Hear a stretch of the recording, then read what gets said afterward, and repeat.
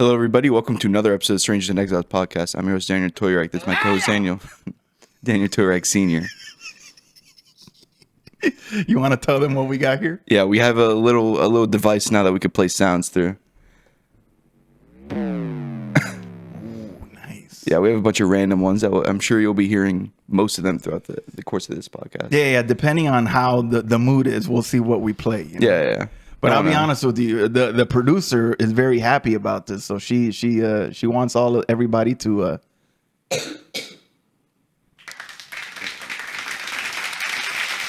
We've upgraded. Congratulations. Can you hear that through the mic? No? Okay. Yeah, so that'll be fun, and especially today we're talking about something a little fantastical and out there. Today is just, I honestly, I would love to confront one of these NOI guys just to like have a logical conversation. Yeah.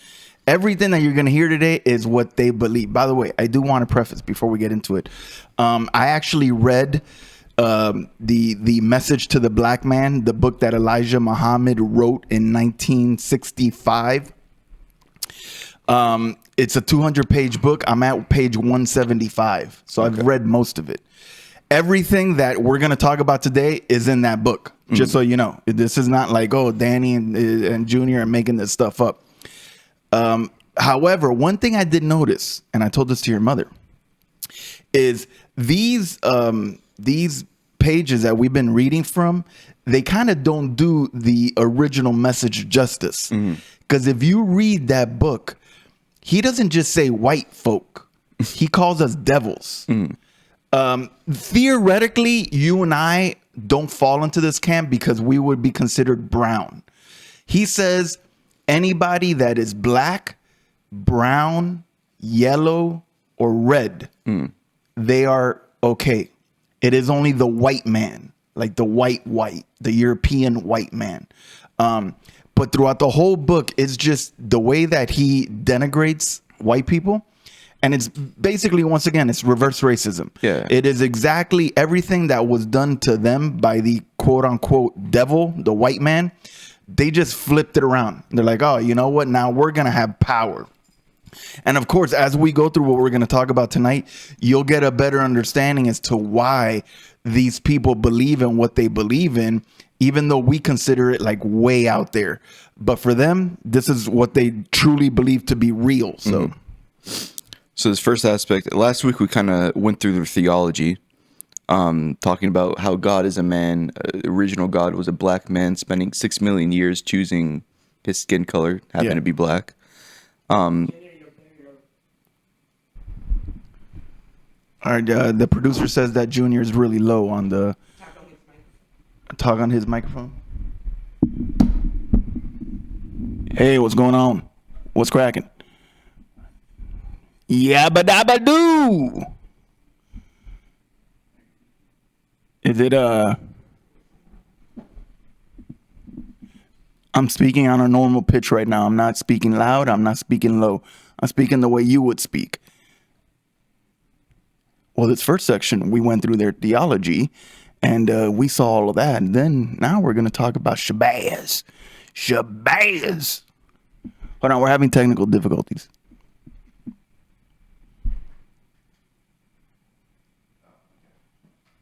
Do you hear me now? Do you like me now? All right, we're good now. We're good now. Just cut all that out. Sorry. You'll cut it out? Yeah. Okay. All right. So yeah, now this next section that we're going to be going into is the cosmogony and the tribe of Shabazz, which is kind of more what they believe to be the origins of the human race and their religion. Yeah, last time we talked a little bit about it. 76 trillion years ago, Allah willed himself out of nothing into becoming a god man. He's floating around in space somewhere. There's no sun yet, so he's in complete darkness. It takes him 6 million years to figure out that the best look for a man is to be black. So it took him, I'm just saying, that seems like a very unreasonable amount of time to figure out that being black is better than being white. Even though you're in complete darkness and have no concept of colors because there's no light. Okay, hey, they believe it. It's not me. So then the first Allah created the sun and the planets, as well as fellow black gods. Ooh. He created fellow black gods who lived predominantly on the earth, but also on Mars. Interesting. Okay. Of these, the first Allah and 23 others formed a council of ruling imams. They have the 12 greater and the 12 lesser. So right off the bat, the first Allah floating around in space realizes black is back, and then creates the sun, creates the universe, creates the moon, he doesn't create the moon yet. He only creates the sun and the planets. He also creates other gods. So see now, once again, now their view of Allah is one, and you can't make partners with Allah. Now you commit shirk. Yeah. So right off the bat, any regular Muslim, Sunni or Shia, will read this and be like, you're a kafir. You're a kafir. That would be a good soundbite too. You just committed shirk. So you have gods, which, remember, they are men. They are not like supernatural beings. They are just simply human beings, and they're living not only on Earth but also on Mars. I guess that's where we got the whole Martians from. Are these guys Martians? Were there like? Do you think there were myths at that time about Martians? So that like, oh wait, God's on Mars. Yeah. It's these guys. It's the Nation of Islam. The Nation of Islam refers to these early individuals as God scientists. Ooh. They are part of what it calls the original or Asiatic race, a people who were divided into 13 tribes. So these original Asiatic race, remember, they were black because the first Allah considered black to be the right one. They all lived in what they called in Asia, some sort of Asia. The nation labels these peoples black, describing them as having dark skin as well as smooth, straight hair. So almost like a Cat Williams type, dark, smooth, straight hair. In portraying humanity as the creation of the first Allah, rather than a product of evolution, the nation endorses a unique form of creationism. So forget Darwin. That dude's a hack. Forget the Christians. No way God created the world in 6 days. That's all. That's a hack. That's a farce. This is the way that it actually goes down. The devil is a liar. That's right. The devil is a liar. According to the nation teaching, one of the God scientists was a renegade. He was a rebel. One of these God scientists. And 66 trillion years ago, he tried to destroy the earth with explosives. What resulted from that was a chunk of the earth flew away. And that is what we now call the moon.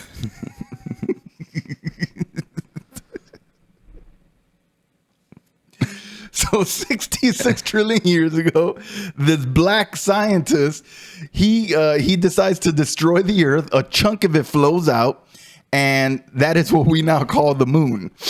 One of the 13 tribes, by the way, interesting enough, they were trapped on that chunk of land. So then they ended up becoming the moon, and they all died because they had no air or water. Okay, this is what they teach. Yeah. Then now you have 12 tribes here on earth. Where did they get that from? I wonder. Could it be the 12 tribes of Israel? All right, let's see. The 12 tribes that remain on earth, the most resilient was the tribe of Shabazz. They settled in Egypt and in the area around Mecca in the Arabian Peninsula. The nation calls this area East Asia. Mm-hmm. What do you think they call West Asia? Just if you had to take a guess. I don't know. Okay. Wait. I got a thing for that. Where's it at? Europe. Oh, okay. Yeah. The nation teaches that the original race were Muslims by their intrinsic nature, but that many created heretical deviations such as Hinduism. So everybody in the original race were Muslims, but then you have some heretics. We call those Hindus. Funny, he didn't go to Buddhist. He didn't go to any none of that. Taoism, Shintoism, Confucianism. None of the other ones. All right. For the nation, not everyone not of West European genetic origin is a descendant of the original Asiatic race. In contrast to understandings of race held by most Americans for the nation, black does not simply mean those of sub-Saharan African genetic descent, but all people of color, including Asians, North Africans, and Native Americans. Even some Eastern Europeans, such as Albanians, are considered descendants of the Asiatic race. Elijah Muhammad, for instance, referred to a black, brown, yellow, and red people as collectively constituting black mankind, which he then juxtaposed against the white race. So in other words, what we have based on archaeology, based on history, is that all the blacks come from sub-Sahara. If you notice, the Africa, the northern part is all desert. That's what they call the Sahara Desert. Everything below that, Congo, Nigeria, all of those countries, those are all the lower ones, which is why they're all with black people. In the northern, they're all like Tunisia, all of those countries, Morocco, Egypt. Those are more brown looking people. They're not black. But basically, he also encompassed in there Native Americans, even Asians to a certain extent. So that's basically their view on the tribe of Shabazz, that the most resilient of the 12 tribes was the tribe of Shabazz. They were around the Mecca area of the world. In other words, they would have been what we would call today Arabs. Like Arabs are not black. They are dark-skinned, brown, and even then, how many Arabs did we meet that were white? There was one dude in Dubai that he looked like the whitest guy with blue eyes. And I was like, man, I got to ask this guy where he's from. I'm like, where are you from? Afghanistan. What? Get out of here. What? So in other words, but generally in that area, they're all brownish. Yeah. How you get like black people to come to that area, that doesn't make any sense, because historically black people were not in that area. It was Arabs. But then again, they're rewriting history here anyway, so it doesn't even matter. So next obvious question after that a person would have is, okay, this is where the black race came from, black in quotations. Where do now white people come into play? This is the greatest story never told, to me at least, up until I started reading about it. Yeah. So now I think we mentioned him last time. Now is the story of Yaqub. Yes. And how Yaqub scientifically created the white race. Exactly. So yeah. All right, put on your seatbelt, boys and girls. The story of Yaqub. This is their story. This is what they say, right? The NOI teaches a story about a guy named Yaqub. Just so you know, they consider Yaqub to be like the devil. They consider him to be like the worst original OG Muslim ever. Yaqub was a black scientist. He was a child prodigy. By the age of 18, he learned everything in Mecca's universities. Which, by the way, just so you know, the period that we're talking about right now, they say, remember, they believe that the world's 76 trillion years old, right? They believe that they were there from the get-go. So in other words, for the last 60, 70 trillion years, they've been living it up on Earth. Even though we only got true archaeological history of the last 6, 7, 8,000 years. However, what I'm telling you right now, just so you guys have a timeline, this occurred in 6,600 years ago. Just so that we're clear on that. Everything that I'm going to tell you right now, conveniently, 6,600 years ago, so that it lines up with modern day archaeology. Conveniently. Yeah. But then there's no proof of anything before this. Naturally. Mind you, there's no proof of any of this that I'm going to tell you right now. But so 6,600 years ago, this dude, Yaqub, smart kid, he had already gone through all the universities. And I read this entire story here. Here they kind of give you they don't even really explain to you. But basically, when he was a little kid, his father, his uncle or grandfather, something like that, was looking at him, and he was sitting there looking at two pieces of metal, and he noticed that the metals had polarity. So I guess they were magnets or whatever. I don't know. He basically tells his, grandfather, father, whatever, that I am going to create a race of people that will destroy you, that will destroy like the black man. Mm-hmm. So in other words, they look at that as a prophecy. Okay. So then basically he started preaching this whatever type of false gospel. He's like, oh, I'm gonna get I'm gonna create another man that will rival the black man. He started gaining followers. It got to a point that he had 59,999 followers. And then with him, it's 60,000. The story in the book that Elijah Muhammad wrote was they finally arrested him, and the king ends up going to visit him in jail. And the king says, why are you stirring up trouble? What can we do? Like, can we come up to an accord? Yeah. And then Yaqub says, you know what? I want to be free to be able to do what I believe. So he's like, well, I can't let you do that. And he's like, well, give me some land somewhere. So he basically exiled them to the island of Patmos, which that's where the apostle John was exiled in the Bible. So the king allowed him, and he took his 59,999 followers to the island of Patmos. On Patmos, this is what the NOI claims. Once again, this deranged devil, this idiot. Do we even have something good for that? Yeah, we might have to reconsider that. This devil, Elijah Muhammad, he basically says that Yaqub started doing working on breeding experiments. Basically what it is, and it doesn't really tell you that here, but in the book it explains it to you better. He noticed that every black man had two genes. They had the dominant gene, which is the black gene, and then they have a recessive gene, which was a brown gene. Basically, he realized that anybody that displayed more of the brown gene, in other words, lighter skinned black folk, those people, the brown gene was dominant in them, not the black gene. So basically what he started doing is that he stopped allowing black on black relationships, like black dominated. So in other words, he would only allow brown and browns to start hooking up. Black people were not allowed to have sex with brown dominant gene people. It took him 600 years, just so you know. It took him 600 years. He continued to have the brown on brown make love. They would have babies. Their babies would come out a little bit lighter. When that baby was ready to have a baby, that baby would be hooked up with another lighter skinned baby. And it took him 600 years, and he finally got the white man.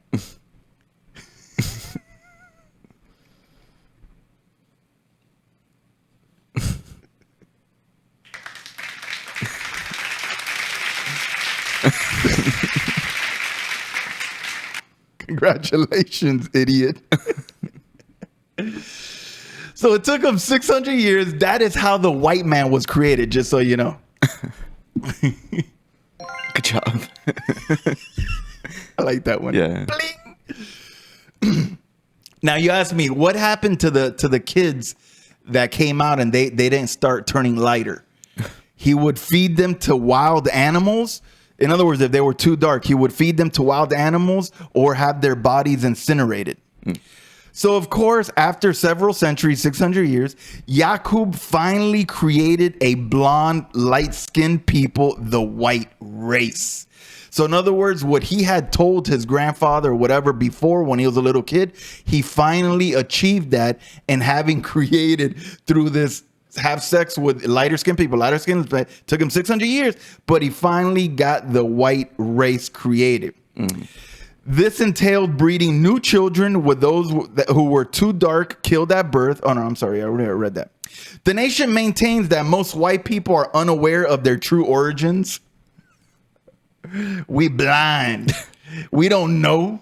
Boy, you don't know where you came from. You thought your mammy had you over there in Norway, Switzerland? Nuh-uh. Boy, my boy Yaqub invented you 6,000 years ago in Patmos. Such knowledge is held by senior white Freemasons. I wonder. We need to go to the Masonic lodges on Chrome. I'm gonna knock on the door. I want to speak to a grandmaster and say, look, tell me the truth. Is the NOI correct? Are they right about this? It's like some Epstein, like eyes wide shut level conspiracy theory. Like the Freemasons have the true knowledge. Well, realistically, Patmos is an island, so it's almost like a pre-Epstein type situation, you know? The NOI teaches that as a group of people distinct from the original Asiatic race, the white race are degenerate, subhuman, bereft of divinity, and intrinsically prone to lying, violence, and brutality.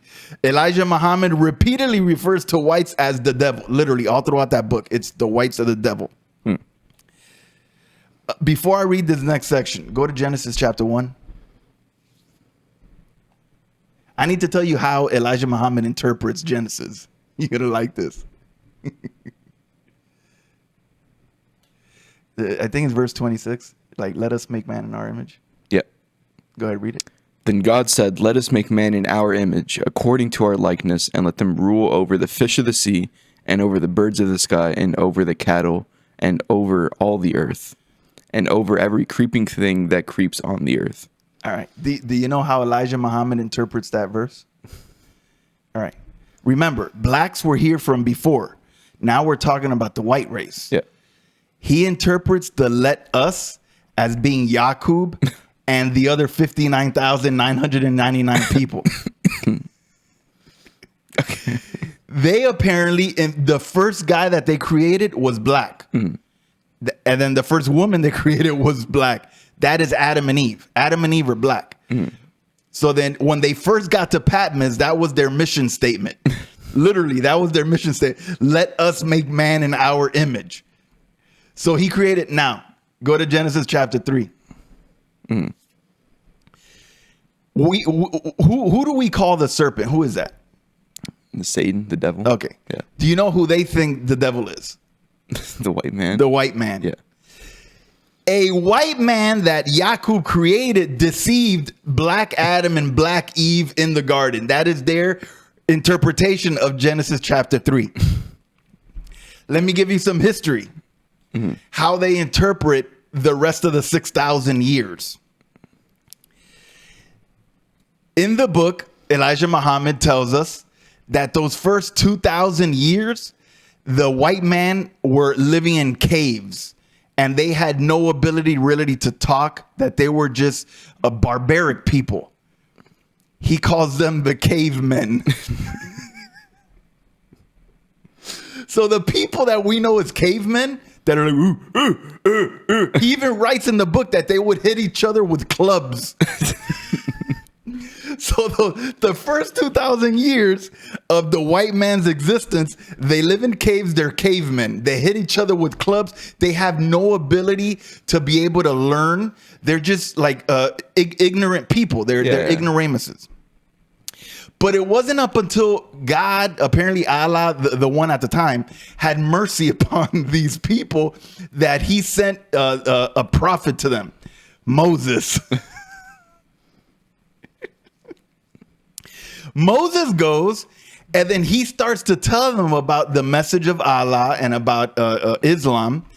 And he literally leads them out of the caves into the promised land. So the story that we know in Exodus of Moses leading the children of God, of Israel, out of Egypt, they interpret it as that they led them out of the caves into the promised land, which is Mecca. Wrong.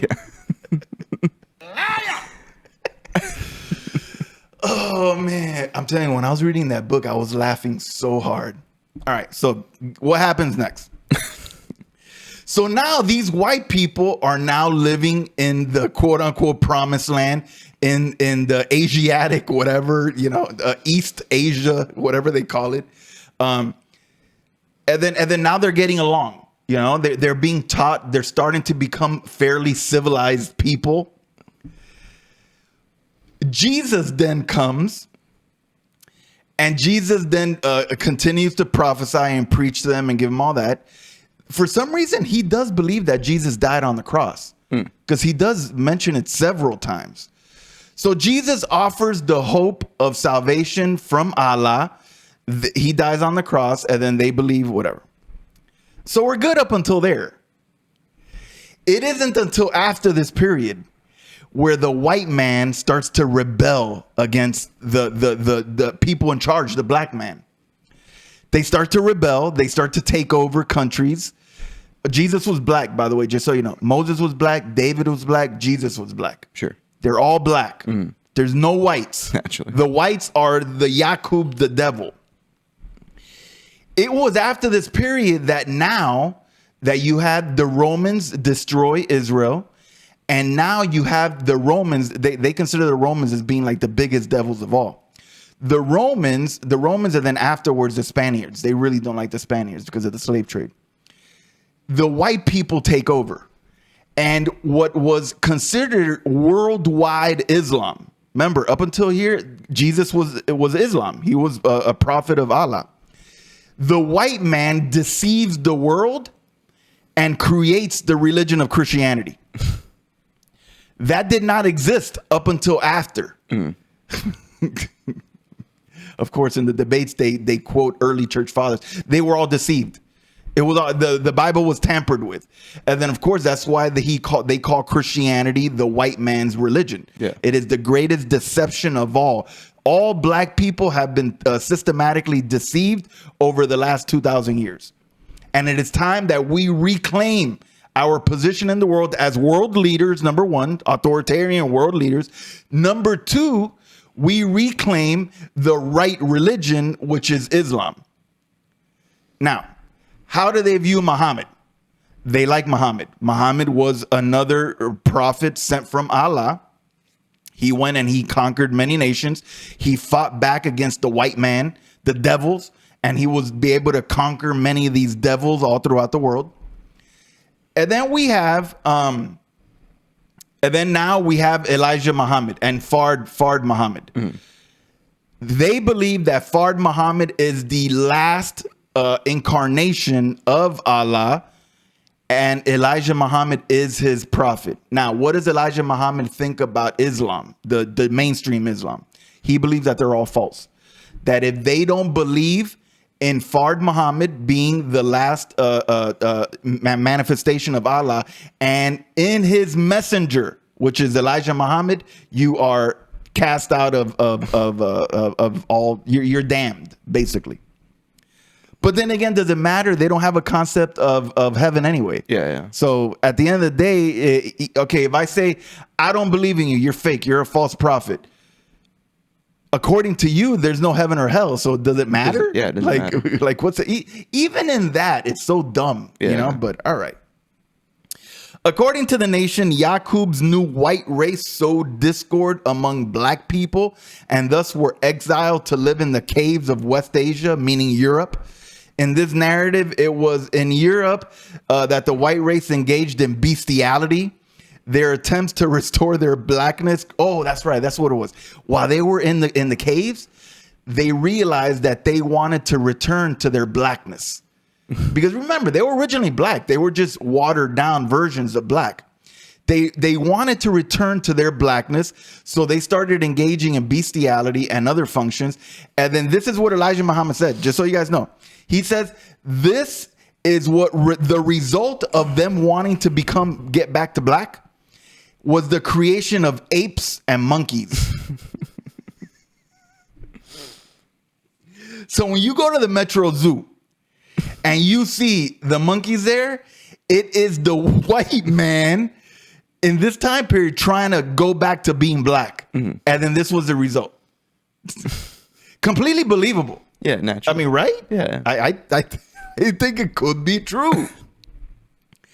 To help the white people develop, Allah sent prophets to them. The first one was Moses, who taught the whites to cook and wear clothes. Until that point, they weren't cooking and wearing clothes. According to the nation, Jesus was also a prophet sent to civilize the white race.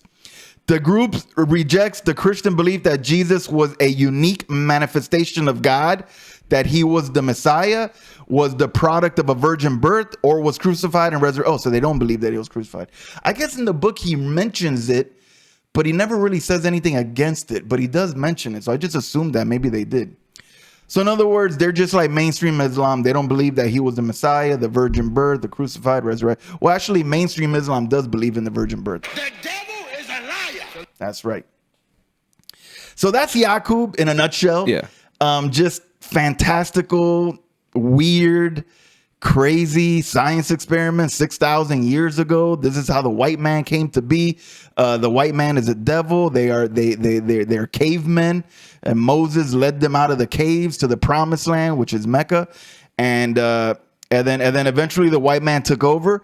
They completely fabricated and created Christianity. It did not exist. It was not a thing before that. And and then we're the devils. You're the devil. I'm the well, no, we're brown. Yeah. I mean, we look white though, but we're brown. Technically, we're brown. I'd like to get some clarification from the NOI on this, because I know according to the Black Hebrew Israelites, we're cool. Yeah. We're Israelites. We could be part of that movement, which we're going to talk about them next time. But all right, so yeah. I find it funny that every prophet God sends is to civilize white people, and for nothing else, because white people are just very. I guess not good. It's like he has to send these special people to go civilize these, man. Like, come on, man. Like, you guys are heathens. Which is funny because when the Spaniards arrived in Africa, this is what they found in the Africans. Yeah. The uncivilized, all of that. So it's once again completely flipping around, making the white man look like in the form of the black man of what the white man found in Africa in the form of the black man. I know I probably tongue twisted y'all on that one, but. And then in Jesus' time, the white man was Rome in control of everything, already like very civilized. Exactly. I mean, literally, you have.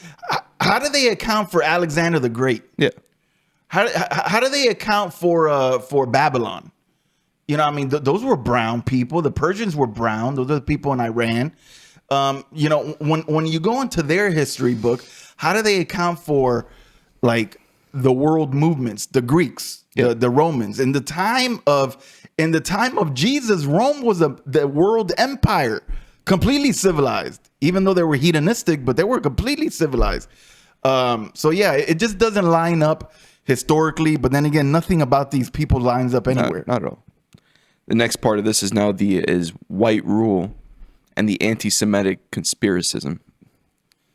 So I guess going into how the white race will rule the earth for, they say, 6,000 years, and then the black race will come in and take over again. Yeah, apparently it was like 1975 or something like that. Oh, really? Or no, 1964 was the year that black people were going to officially take over again, and they were going to become the ruling people. That it didn't happen. So, all right. So this is a quote from Louis Farrakhan, Tanya's favorite prophet. God say you're the real devil. Oh, wait. God. Okay, I'm going to do it in my voice. God say you're the real devil. And you damn sure are. Ain't another devil nowhere else.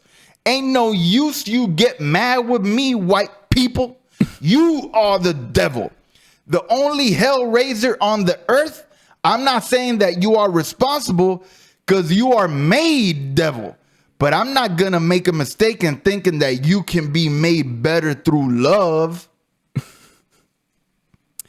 Very open and embracing words from our friend Louis Farrakhan.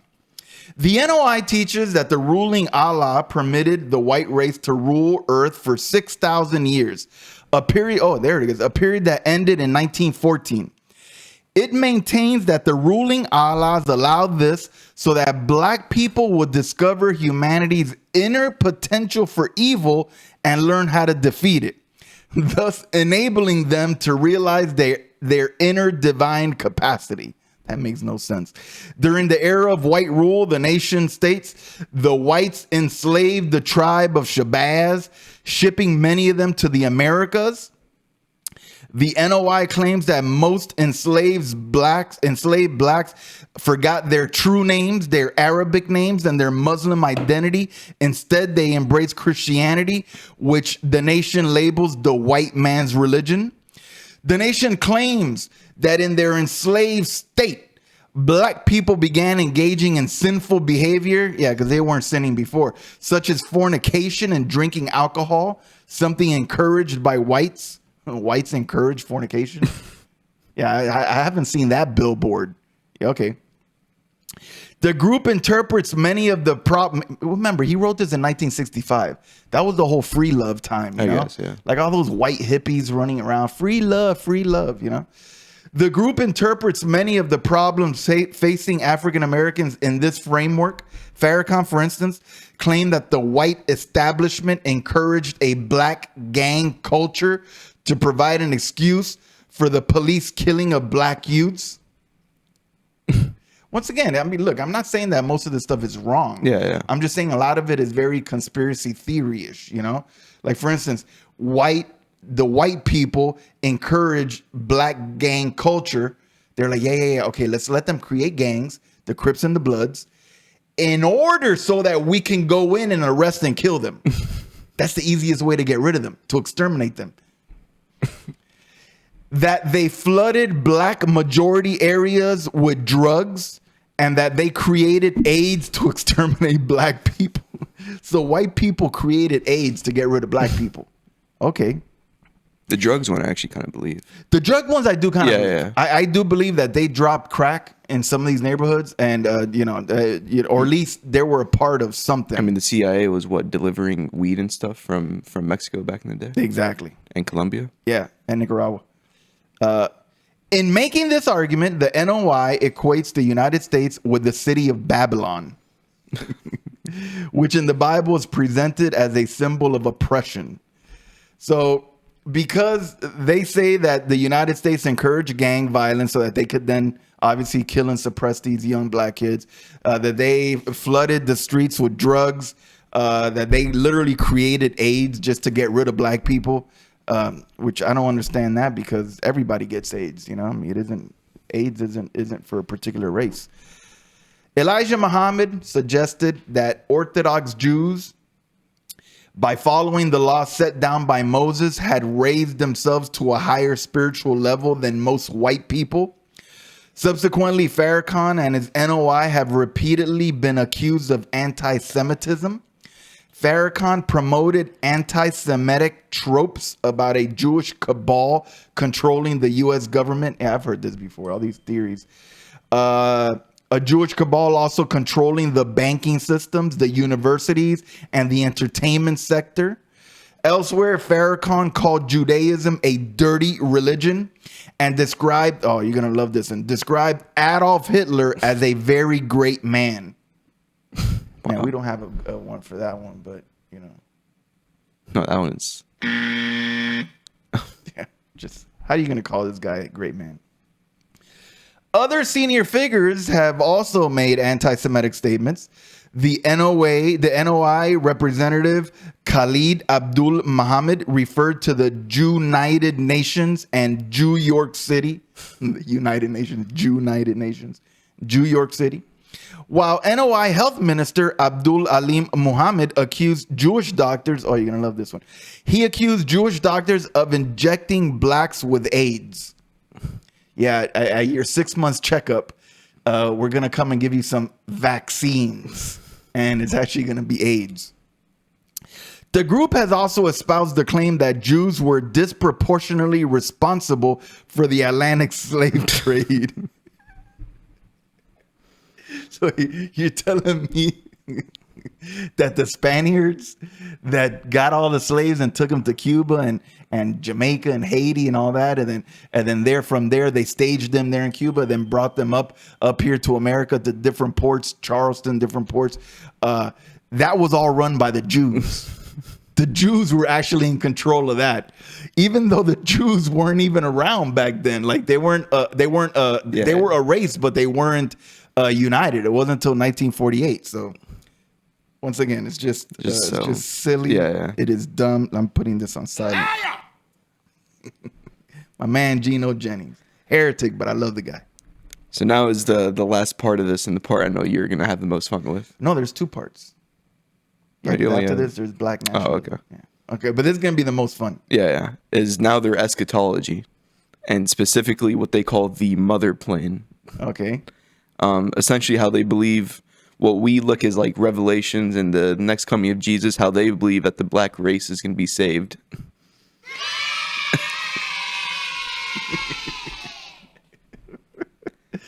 Okay, this is their eschatology, their end times, and the mother plane. I love this mother plane thing. The NOI is millenarian. Okay, so in other words, like the way that we are premillennialists, that we believe that Jesus Christ will reign literally, physically here on earth for 1,000 years, they also have a similar concept to that. Central to its view of the apocalypse is a large spaceship known as the mother plane. The mothership or the wheel. Oh, it didn't play. Okay, so come on, let's get serious because then we'll be here for 2 days. So their view of the apocalypse, of the end times, is that there's a huge ship called the mother plane or the mothership or the wheel, which, and they actually took that from the book of Ezekiel, by the way, which Elijah Muhammad described as a small human planet. So this spaceship is basically a small human planet.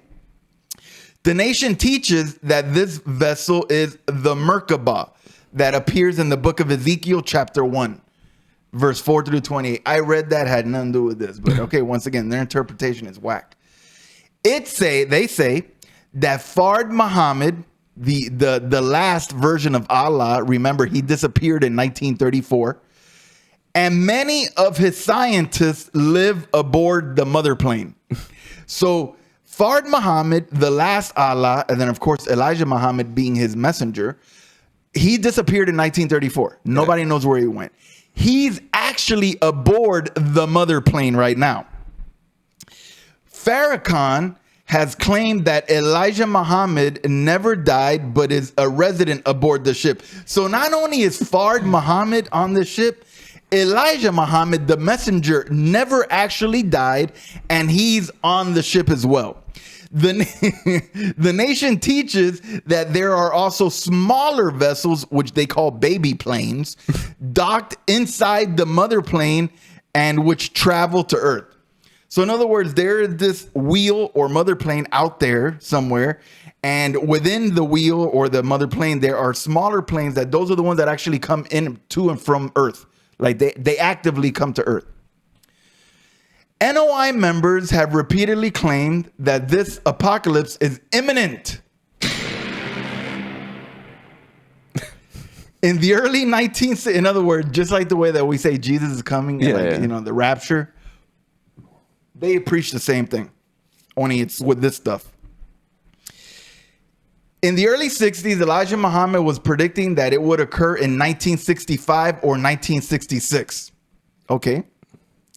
Farrakhan later stated that the Gulf War of 1990 would spark it, the George Bush war.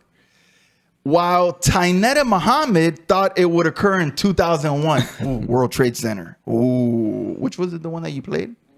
It's the other one. The one to the one next to it? Yeah, the one to the because I like that other one. According to nation teaching, the apocalypse will come. This is the sign that we know. See, now we know that when you see Jesus in the sky, get ready, it's on. The nation teaches the apocalypse will come when the mother plane appears above the earth and transports the righteous to live aboard it. So in other words, this is what their rapture looks like.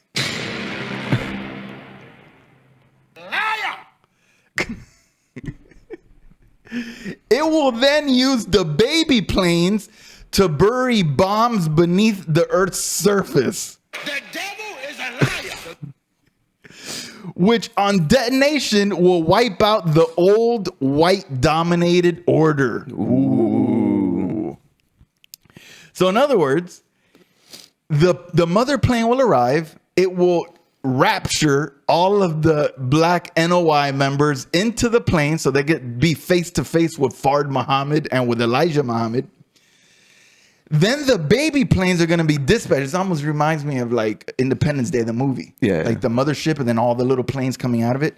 The baby planes are going to come out. They're going to land on Earth surface and they're going to bury bombs, Armageddon style. They're going to bury bombs under the Earth surface and they will dominate the old white order. The NOI has taught that the white ruling elite are aware of this forthcoming. Yeah, I'm aware of it now too. I think it's stupid. The ruling elite are aware of this forthcoming apocalypse and that the U.S. exploration of space and the Strategic Defense Initiative are futile attempts to protect themselves from the mother plane.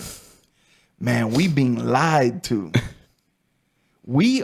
Has NASA been lying to us? I guess so. They know that the mother plane is out there and they're not telling us about it. There's probably pictures of it at this point. Liar! According to this account, after the bombs explode, the Earth's atmosphere will burn. Get this, you're going to love this one. The Earth's atmosphere will burn for 390 years, and it's going to take another 610 years to cool down. Add 390 and 610, boys and girls. 1,000. Millennium. That's the 1,000 years. The baby planes explode. All white people gone. It takes 390 years that it burns, and then for another 610 years, it cools down. Once the Earth is again habitable, the ruling Allah, whoever that is at that time, will return the righteous to the planet in a new black paradise. Oh. So in other words, we will now be able to return to the time before Yaqub and his stupid science experiments creating the white man who ended up taking over. The devils themselves, they created this religion. They gave you white man names. They made you subjugated to them. They took us into bondage and slavery for 400 years. Guess what? Our time is coming. Wake up, black people. That's right. Our time is coming. The earth is going to be destroyed with these baby plane bombs. And guess what? We're all going to be raptured in this mother plane mothership. And after 1,000 years, well, we're just going to be basically chilling up there at the martini bar. Oh, no, they don't drink. Then we will come back and guess what? Now we have the new heavens and the new earth. We have black paradise. Woo! Guess what else is going to happen? In his book, The Supreme Wisdom, Elijah Muhammad claimed that after the apocalypse, peace, joy, and happiness will have no end. I wonder where he stole that from. With residents of this perfect society eating the finest food, no swine, and wearing silk clothes interwoven with gold. So this black paradise will come after the world is destroyed, 1,000 years pass, and then the ruling Allah will return in his mothership with all of the righteous people, and they will live in this beautiful black paradise, and they're going to eat all the best food, and they're going to have the best clothes. Nice. I find it crazy how they just take the book of Revelations, the timelines of it, the rapture, and then going into the apocalypse, then which all the bombs and all that, then into 1,000 years, Jesus' millennial kingdom, then into creating a new earth, which God is going to do. Well, and they just completely twist it. The thing is that this was one paragraph. Yeah. Like if you read the book, it's pages upon pages. Like he goes into details. Like his understanding of the book of Revelation is probably the most whacked out interpretation ever. Like literally there is even the most liberal interpreters, at least they kind of get it on the right, on the nose. This guy just takes it somewhere completely gone. And I'm like, how do you interpret that as being what you're saying, you know? But incredible. Now, the last portion of this is now black nationalism and separatism, which I think we were talking about earlier. Yeah. Pretty much that they just want to like separate themselves from the white man, have their own land, their own little country. Yeah, we talked a little bit about this last week. Black unity is at the core of the black nationalist ideology. Once again, these people are not interested in integrating with you. If you go up to them to say hello, they will not look at you. It's almost like the way that the Orthodox Jews do with people that are not Orthodox. They are complete separatists. They took everything bad and negative about the last 400 years. They took every racist and horrible thing that God don't forgive them. Every single one of those racist people who owned slaves, who thought it was okay, and they were justifying their use of slavery by the books of Paul and by the Old Testament. I don't see how you can call yourself a Christian at any point and do what you did to those people. But then again, different time, different place. Yeah. Obviously, we're looking at it from the point of perspective today, where that's just something that's just foreign. But back then it was normal, even though it's not normal. Let me rephrase that. It's not normal, but back in that time, it was the accepted custom. But these people go the other way. They're like, guess what? The white people don't want to integrate with us. We're going to implement our own Jim Crow laws. And we're going to, you know what? Don't use my bathroom. Don't use my bathroom. So the group seeks to empower black people by purging any sort of ideas they may have about white superiority and black inferiority. Instead, they maintain that the black race is superior and the white race is inferior. Remember, the black race has been around for the last 70 trillion years. These white people just showed up 6,000 years ago. The nation is also a black separatist, rejecting the integration of black and white people. This racial separatism puts the NOI at odds with the civil rights movement, which is why they weren't really cool with a lot of what Martin Luther King was saying. He actually talks a lot about Martin Luther King in his book, like basically putting him down. Yeah. The nation was critical of African-American activists who promoted racial integration, such as Martin Luther King Jr., and the National Association for the Advancement of Colored People, the NAACP, calling them Uncle Tom Negroes. Using Uncle Tom Negro. You think the white man is going to integrate with us? Nah. You superior. Not you, the black man.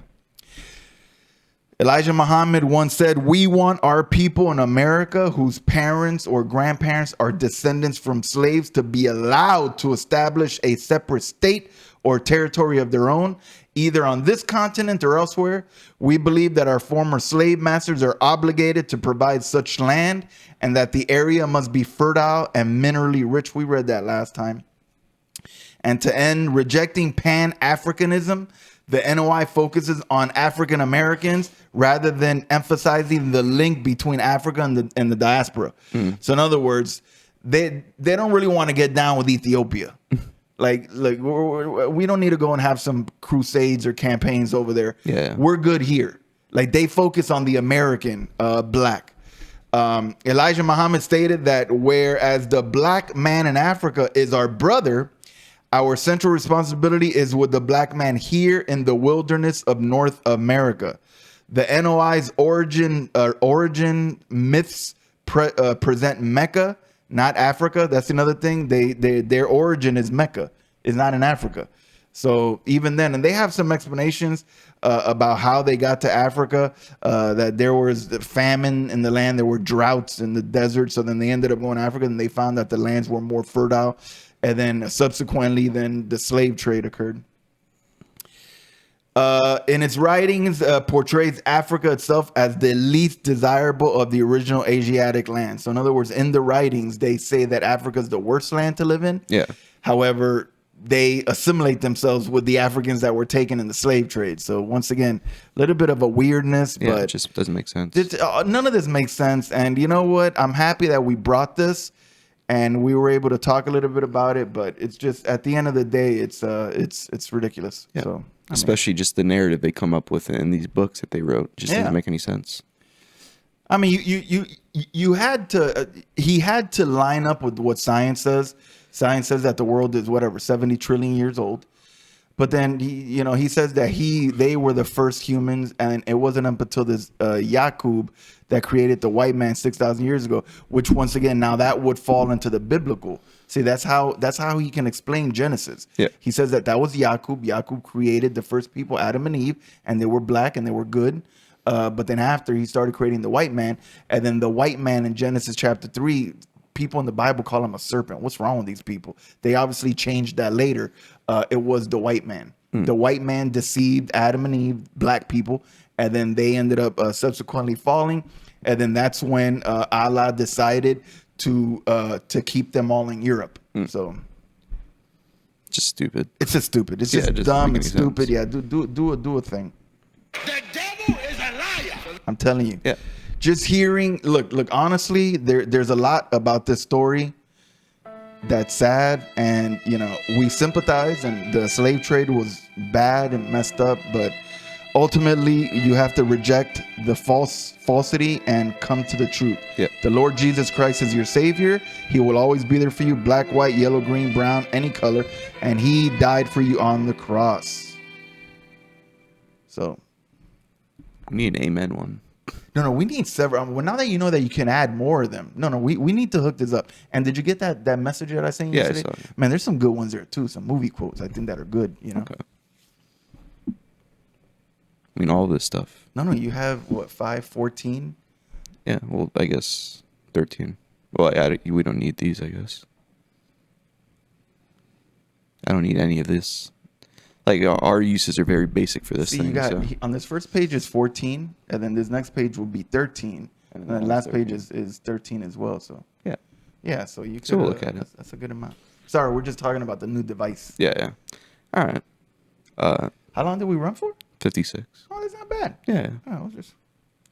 All right. Well, thank you guys for joining us. We'll see you guys next week. We're going into the Hebrew Israelites, the black Hebrew Israelites. So. Oh, they actually don't like it when you call them black Hebrew Israelites. Oh, really? They just so like you know, the- they just call them Hebrew Israelites. Oh, okay. Yeah, they actually get offended by that. Okay. Sounds good. So yeah, that'd be I think the producer fell Yeah. asleep. Producer's gone. Oh, she's not asleep. Okay. It's a dog. All right. See you guys next week. Thank you for joining us. God bless you all.